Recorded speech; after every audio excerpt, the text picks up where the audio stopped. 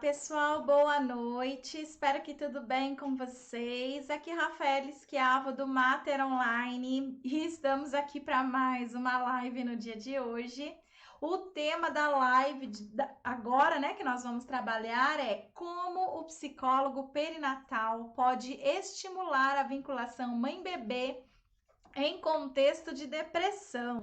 Então, tá bom, pessoal, vamos lá para essa live de hoje. Se você acha que alguém deveria estar aqui escutando a live, convide essa pessoa para participar. Ela está sendo transmitida no YouTube, Facebook e Instagram. Então, se você está aí no YouTube ou se você está aí no Facebook, né? Marca a pessoa que você considera que é interessante participar aqui dessa live. E se você tá no Instagram, é bem fácil também de você marcar a pessoa e convidar ela para entrar aqui e assistir junto com você essa live. Aqui embaixo vocês vão encontrar uma setinha, é só clicar nessa setinha, vai aparecer a relação dos seus amigos, aí é só você enviar a solicitação, né? Convidando a pessoa para entrar aqui para a gente poder estar conversando um pouquinho a respeito desse assunto, tá bom? Então vamos lá para a nossa live, vamos começar o conteúdo. Como o psicólogo perinatal pode estimular a vinculação mãe-bebê em contexto de depressão? Vamos começar entendendo aí um pouquinho sobre depressão materna, né? Para a gente poder conversar aí sobre a atuação do profissional no manejo dessa situação. Então, olha só, depressão materna geralmente ela ocorre na gestação, tá?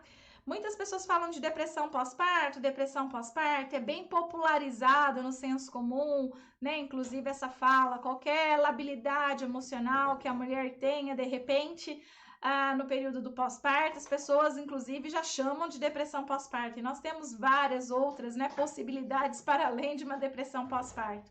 Mas o fato é que a depressão materna, em geral, ela não ocorre só no pós-parto. Na grande maioria das vezes, ela já ocorre na gestação, tá? E aí ela se cronifica no pós-parto, não é que surge, né, a depressão no pós-parto, mas ela se cronifica porque não é tratado. A gente não tem psicólogo perinatal no Brasil o suficiente ainda para essas mulheres saberem que ele existe e procurarem pelo seu serviço, tá? Então aí essas mulheres muitas vezes elas acham que se elas forem procurar um profissional da saúde, inclusive um psicólogo, elas vão sofrer preconceito, discriminação, porque elas já se culpam muito pelos sentimentos que elas têm, né?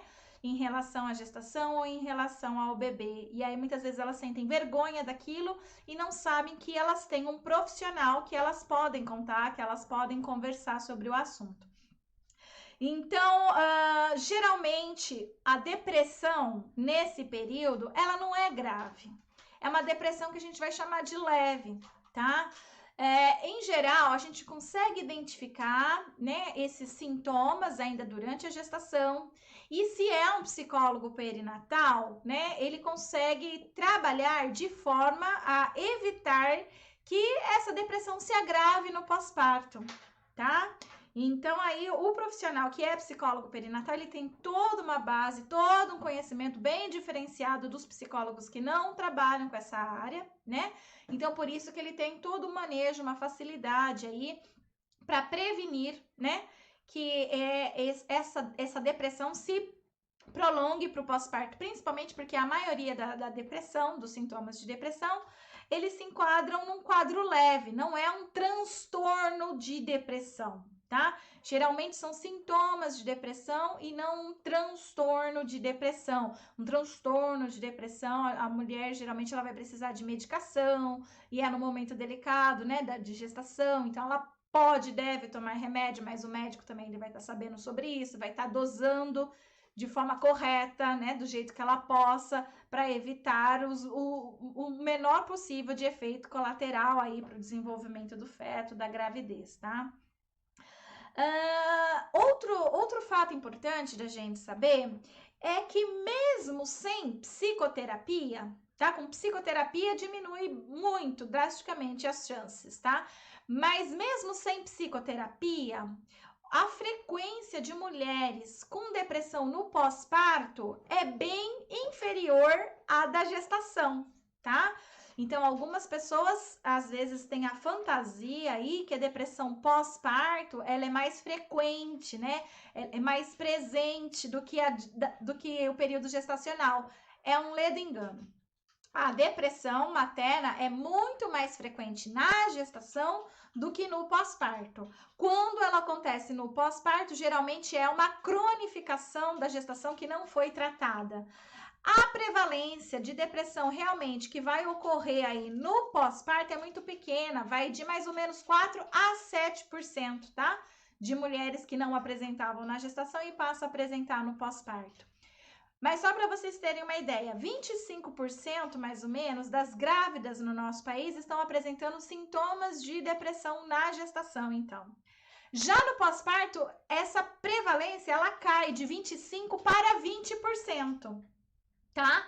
Lembrando aí que grande parte se cronificou, estava desde a gestação. Mas há essa queda, tá? Então, a maior prevalência é na gestação e não no pós-parto, havendo essa queda. E por que existe essa queda? Essa é uma boa pergunta, né? A gente precisa de pesquisadores que possam fazer esses tipos de investigação. Quem fez investigação de forma longitudinal? Pouquíssimas pessoas no planeta, né? Porque uma pesquisa longitudinal ela é muito cara, você vai perdendo, né? As pessoas, o segmento de pessoas que você investiga. Então, são poucas as pessoas no mundo, inclusive, que fizeram tipos de pesquisa longitudinal, mas essas poucas pessoas conseguiram identificar isso, tá? Que desde a gestação a pessoa já apresenta. Eu sou uma dessas pesquisadoras no mundo todo, né? Aqui no Brasil, acho que dá para contar nos dedos de uma única mão quem já fez uma pesquisa semelhante. Então, aqui no Brasil, eu sou referência nessa área. E o que eu pude perceber? Que, de fato, as mulheres apresentam essa prevalência menor no pós-parto, como outras pesquisas estavam apontando.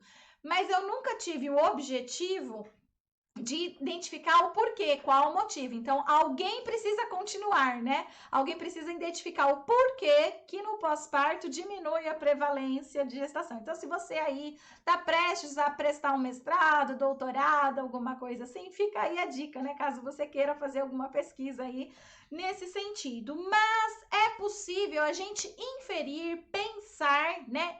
Hipotetizar algumas coisas, né? Sobre o motivo pelo qual essas mulheres diminuem, né, a prevalência dos sintomas de depressão no pós-parto. Então, ela pode, por exemplo, ter uma boa rede de apoio. Rede de apoio é fator de prevenção. Então, muitas vezes, ela conta com um bom suporte, com uma boa rede de apoio. E isso facilita o processo, então, tá? Outro fato é ela conhecer o bebê, né, real dela, e esse bebê real não ser tão fantasmagórico como era na gestação. Às vezes ela estava criando uma expectativa sobre o pós-parto, que seria assim, que seria assado, morrendo de medo do pós-parto, e de repente é um bebê tranquilo, é um bebê fácil, é um bebê que colabora, né? É um bebê que interage muito positivamente com essa mãe, então ela libera mais ocitocina na relação com esse bebê, né? Ela fica muito mais feliz na relação dela com o bebê e esse pode ser um dos motivos pelo qual ela deixa de apresentar os sintomas de depressão, que estavam só lá na gestação, quando ela ainda estava preocupada com a gravidez, que foi não planejada e que ela não queria e pá, só que aí ela olha para aquela criança, ela se apaixona pelaquela criança, né? E aquilo faz todo um efeito diferente. E aí ela sai daqueles sintomas de depressão, tá?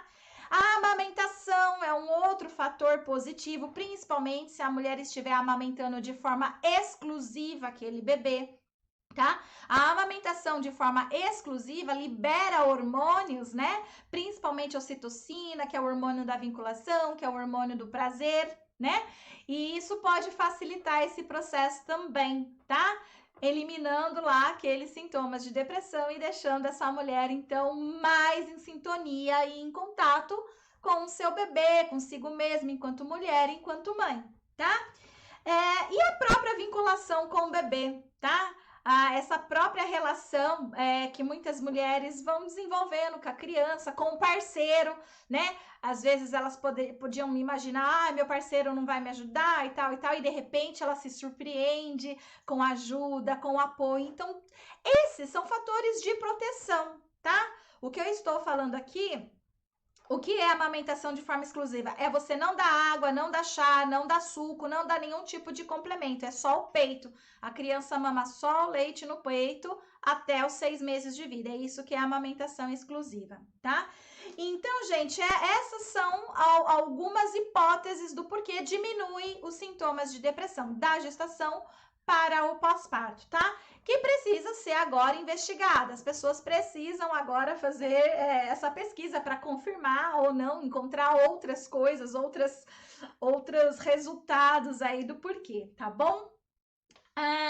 Quando há cronificação dos sintomas, né? Ou quando o sintoma ele aparece no pós-parto, os principais sintomas são, olha, vou falar aqui os principais sintomas, então, no pós-parto da depressão, tá?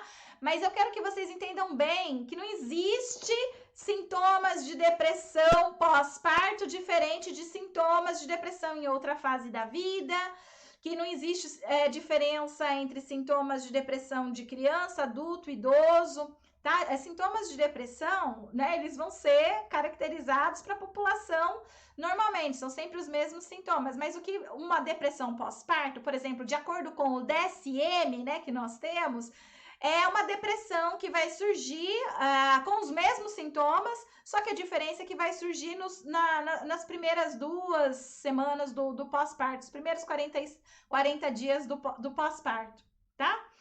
Então, é isso que vai fazer essa diferença aí. Mas os sintomas, gente, vão ser o mesmo. Só que aqui eu vou estar falando para vocês alguns sintomas que se destacam mais, que a literatura acaba observando mais, né? Com maior frequência aí nesse momento do pós-parto, tá bom? Então, olha só, alteração do sono e do apetite, dificuldades em dormir, crises de choro, desatenção, falta de concentração, falta de energia para as tarefas consideradas por ela como agradáveis, né? Então, ela gostava de fazer e agora ela fica sem energia. Pode passar pela cabeça dela a ideia do suicídio e isso já mostra que não tá tão leve assim, né? Mas a gente tem que tomar cuidado, porque às vezes passa só pela cabeça dela, não que ela tenha ideações suicidas, tá? Às vezes passa aquilo e ela já fica brava com ela mesma, já se sente culpada, né? Ela quer que aquele pensamento saia da cabeça dela, né? Já existem outras mulheres que não, que têm um pensamento e elas começam a planejar como vai ser. Percebe que existe diferença de gravidade aí entre alguém que pensa, tipo, ai, que droga, eu quero morrer, né, queria que acabasse tudo isso e para acabar tudo isso eu quero morrer, do que aquela que fica estrategando ali, né? Tipo, ai, como eu vou fazer para me matar? Eu jogo de uma, né? Coisas assim. Então, são coisas diferentes, percebe? Então, assim, é difícil a gente, na realidade, ter mulheres no pós-parto com ideação suicida, mas elas existem e a gente precisa ficar bem atento, tá? Pode prejudicar tarefas cotidianas da mulher. Então, ela na relação com o bebê, ela sente falta de energia, tá? E essa falta de energia de maternar e de cuidar do bebê pode deixar essa mulher com sentimento de culpa, tá? Então, não é raro que a gente escute de mulheres aí com sintomas de depressão no pós-parto um sentimento de culpa, porque elas gostariam de estar brincando com o bebê, elas gostariam de estar fazendo mais pelo bebê, mas elas não conseguem sentir energia para isso, tá? Alguém aqui está perguntando a diferença do baby blues com esses sintomas é que o baby blues passa nos primeiros 10 dias. Não, esses sintomas, eles são sim também de baby blues, mas o baby blues é 45 dias, tá? Não passa de 45 dias na realidade, tá? Ele geralmente é isso mesmo, 2 semanas, mas ele pode se estender até 45 dias. Mas aí, para você poder fazer a diferença do limiar entre o que é baby blues e depressão, você vai precisar conhecer a fundo sobre pós-parto, né, sobre saúde mental materna. Então, um psicólogo perinatal, ele consegue ver bem as diferenças, tá?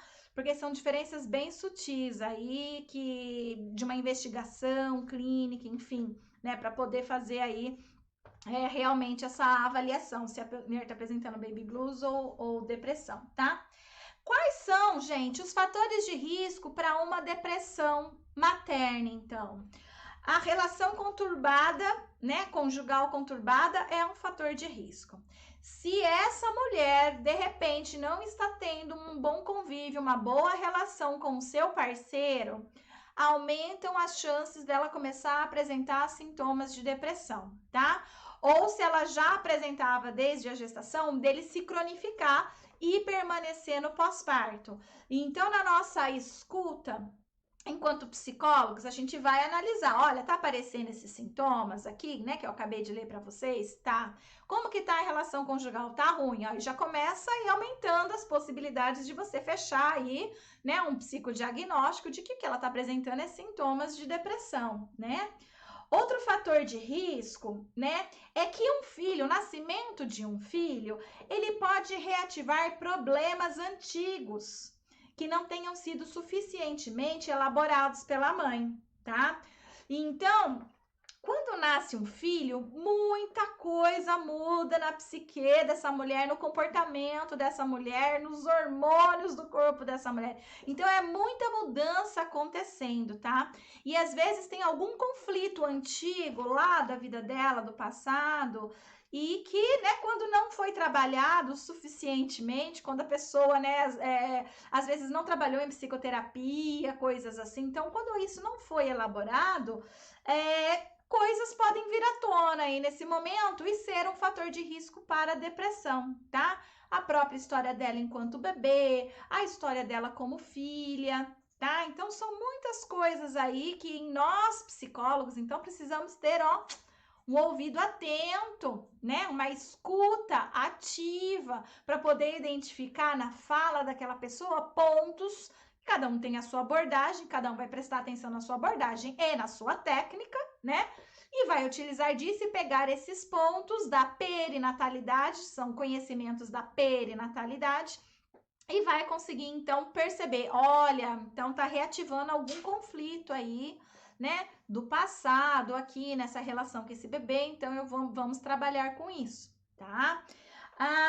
O comportamento do bebê também, tá? De um bebê difícil. O que é um bebê difícil? Porque tem bebê fácil e bebê difícil, tá, gente? O bebê difícil é aquele que chora muito, ele dá trabalho para dormir, ele dá trabalho para comer, tá? Os bebês difíceis, eles também colaboram um pouco para que a mulher apresente algum sintoma de depressão. Porque a maioria das mulheres, elas fantasiam um bebê até que chora, que dá trabalho, mas não um bebê difícil, né? O bebê difícil, ele não faz parte, né, da imaginação, né, do ideário que as mulheres, né, constroem aí sobre os seus bebês. E aí, às vezes, pode vir um bebê real, difícil, que é um bebê que chora muito, que dá muito trabalho para mamar, muito trabalho para se alimentar, muito trabalho para dormir. E a mulher realmente fica muito exausta, porque um bebê não difícil, ele já dá trabalho, né? Já é exaustivo. Imagina um bebê difícil, tá? Então, mais ainda. Então, sim, o bebê, dependendo, né, da personalidade dele aí, pode ser também um fator aí de risco para que essa mulher apresente sintomas de depressão nesse pós-parto. Então, o psicólogo perinatal que sabe disso, que investiga isso, ele consegue ir percebendo, né? E ligando os pontos e montando o quebra-cabeça, né? Com essas informações aqui, tá? Um bebê também de pobre funcionamento motor, né? Aquele bebê que se movimenta pouco, né? Que tem pobre repertório mesmo, né? De motricidade, também angustia mais essa mulher, tá? Ela também fica angustiada, porque olha, ele tá com atraso no desenvolvimento, as crianças já estão fazendo isso, esse bebê não tá fazendo. Então, isso pode também ser um dos fatores de risco aí para depressão nessa fase, tá bom? Podemos falar desses dois tipos de bebês para mulher grávida? Depende, Thaís, depende de qual objetivo. Você pode falar, mas se for objetivo falar, se for saudável falar, sim. Não existe uma resposta única para quando a gente está falando de seres humanos, tá? Os seres humanos, eles são altamente subjetivos, são complexos e são instáveis. Então, por conta dessa complexidade, instabilidade, subjetividade, a gente precisa analisar cada caso, tá? Então, depende do que eu estou fazendo. Eu estou fazendo um grupo de orientação, né? Eu estou sendo uma educadora ali naquele momento, ensinando sobre isso ou aquilo. Então, de forma educativa, eu posso falar dos tipos de bebês. Agora, no meio de uma psicoterapia, eu não paro a psicoterapia para dizer para a pessoa, agora você para de falar o que você está falando aí, que eu vou te dar uma aula aqui do que é um bebê X, o bebê Y. Tá? Então, isso não existe. Então, a gente até pode, se for no momento certo, no momento correto, tá? Por isso da importância da gente ser psicólogo perinatal, né? Da gente saber identificar o que é o momento certo e qual que não é o momento certo, né? Para o que pode, o que não pode fazer, né? Nas sessões, tá bom? Então, sobre a depressão materna na vinculação com o bebê, tá? Então, uma mãe que está apresentando depressão, tá? Isso vai influenciar na sua vinculação com o bebê? Sim, porque ela não está com energia para maternar. Ou seja, ela está estimulando pouco esse bebê. Ela está falando pouco com esse bebê. Ela está brincando pouco com esse bebê. Ela está acariciando de forma insuficiente esse bebê, tá? Então, isso sim reflete na vinculação. Significa que essa mulher não está conseguindo se vincular com o bebê? Significa que essa mulher está rejeitando esse bebê? Não significa isso. Essa mulher não está rejeitando esse bebê. Essa mulher está apresentando um adoecimento, uma alteração mental que está tirando dela força e energia, de forma que ela quer, ela deseja, mas ela não consegue. E aí, ela sabe disso. E aí ela entra num conflito. Ela sabe que ela não tá conversando com o bebê porque ela imaginava que quando ela tivesse um bebê ela ia beijar, que ela ia brincar, que ela ia amassar, ia fazer tudo. E aí ela tá ali naquela relação com o bebê e ela se vê sem vontade de fazer essas coisas. E às vezes ela pensa assim: eu acho que eu não amo esse bebê. É isso que passa pela cabeça dela, porque ela tem uma fantasia de maternidade romântica. Então, às vezes, ela pensa: eu não amo esse bebê, porque eu não quero brincar com ele, né? Eu não sinto aquilo que eu achei que ia sentir por ele. Quando, na realidade, ela tá sem energia, ela tá sem, né, motivação, sem aquilo que ela precisa, de fato. E aí ela começa a se sentir culpada, tá? Ela começa a se colocar com um sentimento de culpa, no sentido de que droga de mãe que eu sou, que droga de pessoa que eu sou, né? Olha no que eu me tornei. E aí ela começa a ter esses pensamentos negativos sobre ela mesma, tá? Então, isso vai atrapalhar nessa vinculação. Por isso que a gente, enquanto psicólogo, tem que ter esse conhecimento. Porque quando ela vier falar que ela está se sentindo culpada disso ou daquilo, nós somos os primeiros a mostrar para ela que não é culpa dela, né? Que isso tem a ver com hormônios, que isso tem a ver com uma situação psíquica que precisa ser resolvida, né? E vocês podem até dizer, olha, você veio procurar psicoterapia por conta disso, que é mais prova de amor, né? E aí ela regala o olho, ela fala assim, meu Deus, não é que é verdade? Eu nem tinha prestado atenção nisso, né? E a gente acaba mostrando para ela aquilo que tá na cara dela e ela não vê. E ela fica muito grata, ela fica muito feliz e começa daí já, né, uma boa conversa e uma boa modificação no comportamento dela também, tá? Então, os comportamentos maternos, né, de uma mulher em situação de depressão, vai sim influenciar no comportamento do bebê também. O bebê, ele espelha a mãe, tá? Então, o bebê, ele olha no olho da mãe e ele se espelha.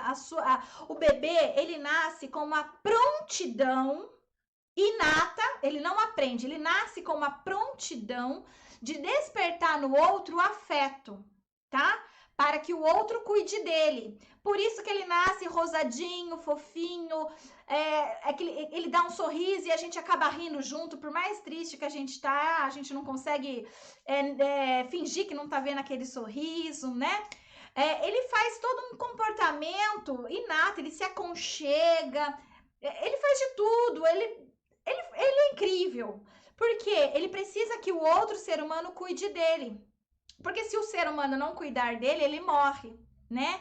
Então, esse bebê, ele precisa ter já algo genético ali, né? Essa prontidão pronta para que o ser humano cuide dele, que alguém queira dar afeto para aquela criança, tá? Então, ele já nasce com isso. E aí, então, ele vai se espelhando no olho dessa mãe. O bebê, ele desperta no outro essa vontade de cuidar, mas se a mulher ela tá com depressão, ela não consegue sentir energia. E aí ela começa a se sentir culpada, porque o bebê fica pedindo afeto, o bebê fica pedindo amor, e ela não consegue dar aquilo que a criança pede. E aí, essa criança, ela começa a aprender, né? Às vezes, inclusive, assim, ó, quando a minha mãe está com determinado tipo de olhar, eu posso fazer tal coisa, mas quando ela está com tal tipo de olhar, eu não importa o que eu faça, que eu não vou conseguir chamar a atenção dela. Não importa o que eu fizer, que ela não vai me dar atenção. E aí, quando ele aprende isso, porque isso se torna uma aprendizagem nessa relação mãe-bebê, quando a criança aprende isso, internaliza isso, essa criança ela para de exercer esses comportamentos, tá? Ela para de tentar chamar a atenção da mãe. E aí a gente vai chamar de microdepressão no bebê. É como se o bebê ficasse com uma microdepressão. A gente não chama de depressão nesse caso, né? Mas em alguns poucos casos pode até ter, que é a depressão anaclítica, né? Que é a depressão no bebê. Mas é mais raro, né? Então o bebê vai começar a desenvolver com a mãe o chamado apego inseguro, tá? Porque ele vai observar o humor da mãe. Se a mãe tá de bom humor, ele consegue exercer alguns comportamentos que vai chamar a atenção dela, mas se ela não tá, ele sabe que não há nada que ele possa fazer. E aí ele vai ter que aprender a se regular sozinho, né? Então o bebezinho ele apresenta alguns comportamentos de autorregulação, que é, por exemplo, enfiar o dedinho na boca, né? Mexer em alguma coisa. Ele vai se autorregulando. Tem alguns comportamentos de autorregulação. E se um outro adulto oferecer para ele o carinho, então ele sabe, ó, no colo de tal pessoa eu consigo o que eu quero, mas no colo de outra pessoa eu não consigo, mesmo que eu me esforce para isso, tá? O apego vai ser desenvolvido na maioria das vezes, mas não um apego que a gente vai chamar de seguro, por exemplo, tá? Então, esse bebê, ele vai espelhar o comportamento, né, da mãe, de humor, tanto positivo quanto negativo, ele vai se espelhando. Se ele percebe que ela tá de bom humor, ele vai. Se tiver negativo, ele para, tá? Porque esse bebê, ele nasce com a prontidão, então, para despertar no outro a vontade de cuidar, como eu já disse. O bebê, ele presta atenção para espelhar a mãe, né? Se o humor mais positivo, o bebê retribui. Se negativo, ele para de olhar e tenta buscar afeto. Já falei isso também. Tudo isso aqui eu já falei, deixa eu ver aqui.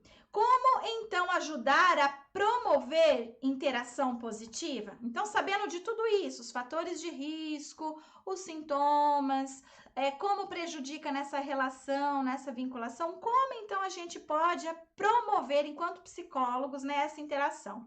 Lembrando que você precisa conhecer sobre psicologia perinatal para fazer isso. Tá? Eu vou estar aqui explicando, né? Você pode até se atrever a fazer, mas com certeza vai estar faltando alguma coisa, tá? Um psicólogo que realmente tem base, que entende, né, dos fenômenos realmente da perinatalidade, da parentalidade, tem um conhecimento diferenciado aí para lidar com essa situação, porque ele consegue buscar informações de várias, né? Laços importantes aí que estão interligados, tá bom, gente? Mas eu vou, de qualquer forma, falando aqui, né, para vocês, mas isso vai fazer muito sentido quando você realmente, de fato, conhece a teoria, tá? Então, geralmente, a depressão, ela vai ser leve. E a mulher deseja essa interação positiva, que a fará sofrer menos e sentir menos culpa. Então, ela vai buscar o nosso serviço, ela vai buscar na unidade básica de saúde, ou ela vai buscar na clínica particular mesmo, tá? As pessoas, quando elas descobrem que existe um psicólogo perinatal, elas vão atrás, tá?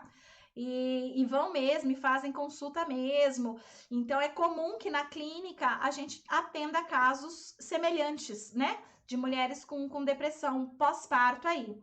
Mas o fato é que a gente já sabe que essa mulher tá sem energia.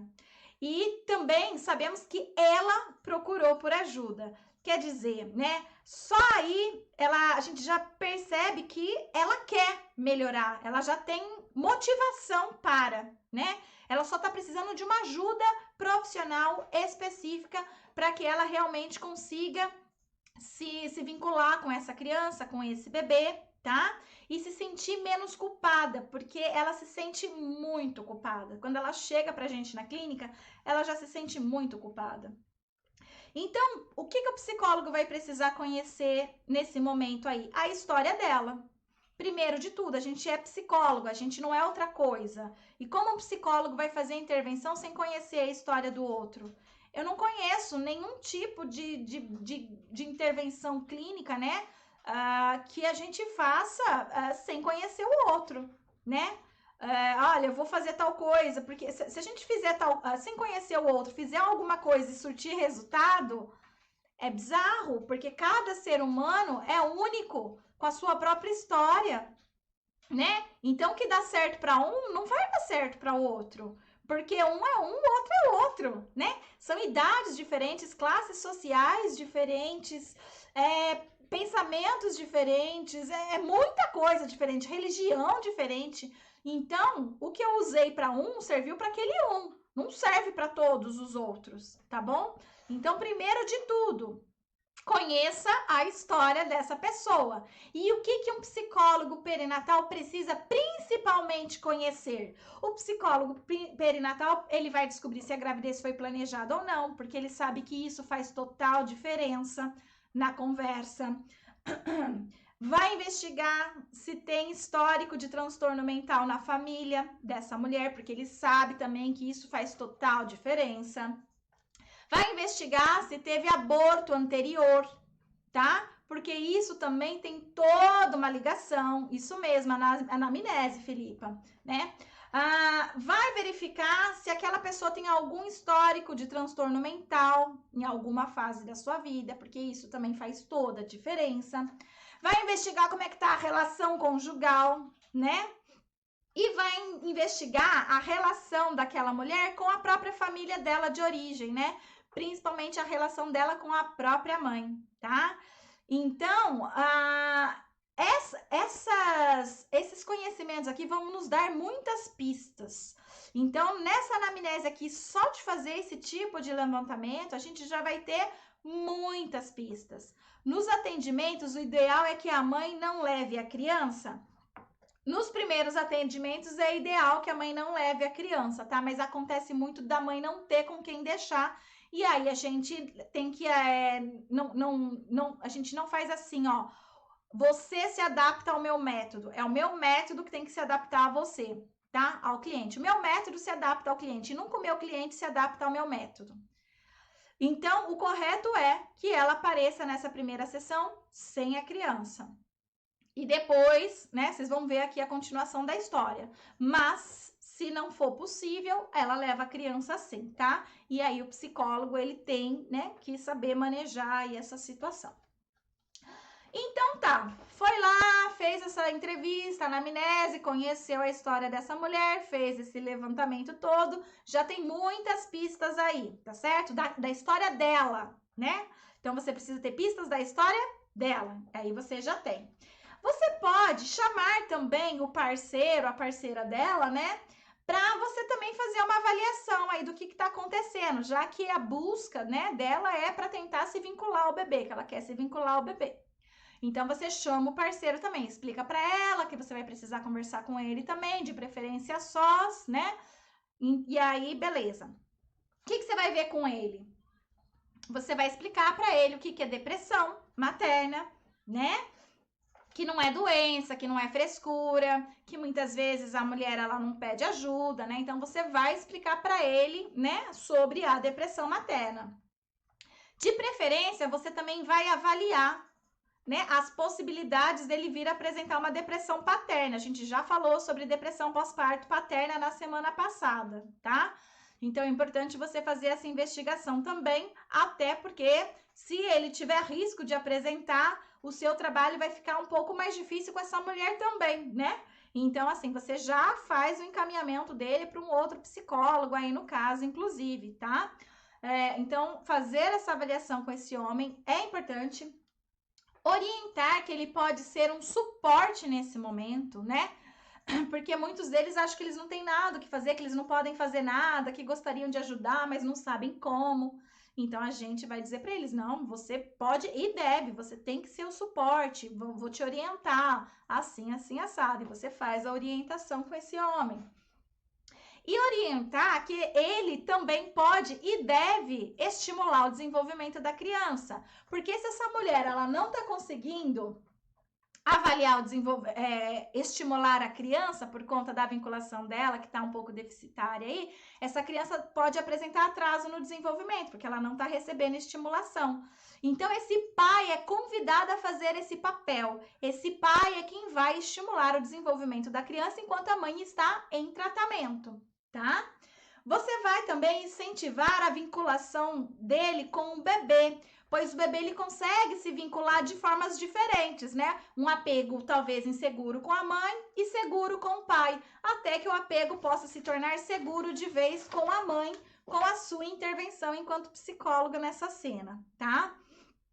Você pode pedir para a mulher levar o bebê em sessões após conhecer a história dela e da depressão. Aí sim, depois de ter feito a investigação com ela, de ter conversado com esse homem, ter feito uma nova sessão com ela, aí pode chamar, porque você precisa ver como que tá essa relação mãe-bebê também. E aí você pede para ela levar, tá? Ali na sessão você pode estimular ela que ela amamente o bebê ali. Inclusive dizendo para ela, orientando ela, olha, a amamentação é possante para a depressão pós-parto. Ela ajuda a prevenir a depressão ou eliminar, né? Ela ajuda como se fosse um remédio natural, por conta, inclusive, dos hormônios. Então, aqui nas sessões, seria importante que você amamente o seu bebê e em casa também, né? E se ela disser, mas eu não tenho mais leite, secou, não sei o que, você fala assim, não tem problema. O movimento da boquinha do bebê vai ajudar a estimular a produção de mais leite, né? E é um momento que vai liberar mais ocitocina. Então, incentive mesmo ela falando que não tem mais leite, tá bom? Incentiva. A intenção aqui é que a gente possa ajudar a estimular mais ocitocina aí, porque isso ajuda, né, muito nessa situação. Você pode valorizar os comportamentos mínimos que a mãe exercer com o bebê, pois ela geralmente tem a crença que não sabe fazer nada com o bebê. Então, vamos supor que ela pega o bebê, aí você vai dizer para ela, nossa, parabéns, que legal, você pega direitinho o seu bebê. Nossa, percebi como você é cuidadosa com ele. Qualquer mínimos detalhes, reforça. Qualquer mínimo detalhe, tá? Fala, nossa, que legal, porque ela tá precisando disso, porque ela só fica às vezes escutando as pessoas falando, você não tá pegando direito, você não sabe se ele tá com frio, se tá com fome, se ele tá com, né? Porque, né, ela escuta isso, às vezes ela mesma fica falando isso pra ela, eu não sei segurar o meu bebê, eu não sei se meu bebê tá com frio, eu não sei se meu bebê tá com fome, que mãe que eu sou, às vezes ela mesma, às vezes não tem ninguém falando na cabeça dela, ela mesma fica falando aquilo pra ela, e quando você reforça qualquer coisinha que ela faça ali, sabe, ela já fica maravilhada, tipo assim, meu Deus, a psicóloga perinatal tá falando que eu tô segurando certo, ufa! Então, pelo menos esse peso eu já posso tirar da minha cabeça, eu tô segurando certo o meu bebê, tá? Pode ir empoderando essa mulher para a maternidade, né? Cada vez mais mostrando para ela e reforçando os comportamentos dela ali. Você pode levar brinquedos para essa sessão, como chacoalho, bolinhas, fraldinhas, cubinhos e fazer a avaliação do desenvolvimento ali junto com ela. Então, você vai pedir ajuda dela, vai dizer, olha, agora você vai pegar o cubinho e vai fazer tal coisa para a gente poder avaliar se a criança está segurando, se ela está seguindo, né? Se ela volta para o som. Vai fazer a avaliação do desenvolvimento ali junto com a mãe e vai dizer para ela, olha, é importante que você faça assim na sua casa também. É um momento que está estimulando a interação mãe-bebê, é um momento que está estimulando a vinculação e são informações que ela não tem que pode facilitar para ela em casa exercer também e começar a brincar mais com o bebê e estimular mais o desenvolvimento desse bebê, tá? E apontar, então, para a mãe como que ela vai fazer tudo isso. Então, por isso que você precisa ser psicólogo perinatal, até para você saber como é que faz uma avaliação do desenvolvimento, para você orientar como é que faz. E aí, uma outra intervenção que você pode fazer é com o próprio bebê.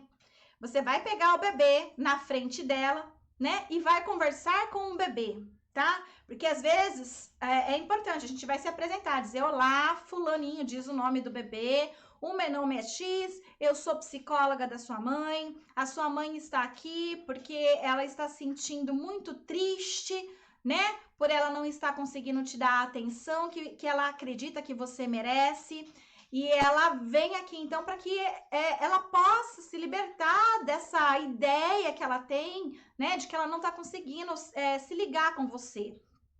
Então, eu sei que você quer isso também e eu preciso da sua ajuda. Então, nós três aqui vamos ter que assumir uma responsabilidade. Eu assumo a responsabilidade de ajudar a sua mãe, né, a adquirir aí mais habilidades para poder cuidar de você. Eu preciso que você também, né, colabore aí para que a sua mãe possa fazer, né, as ações importantes para te estimular e percebe que a sua mãe te ama, tá? Sua mãe só tá vindo aqui uma vez por semana porque ela te ama. Às vezes ela não sabe disso, às vezes ela acha que não, mas eu sei que você sabe e uma prova disso é ela tá vindo aqui nessas consultas. Então vamos combinar que nós três vamos fazer a nossa parte. Eu tô passando as tarefinhas para sua mãe, ela vai fazer essas tarefas com você. Você vai ser um bebê que vai colaborar com a sua mãe também para isso, para que todo mundo saia ganhando aqui,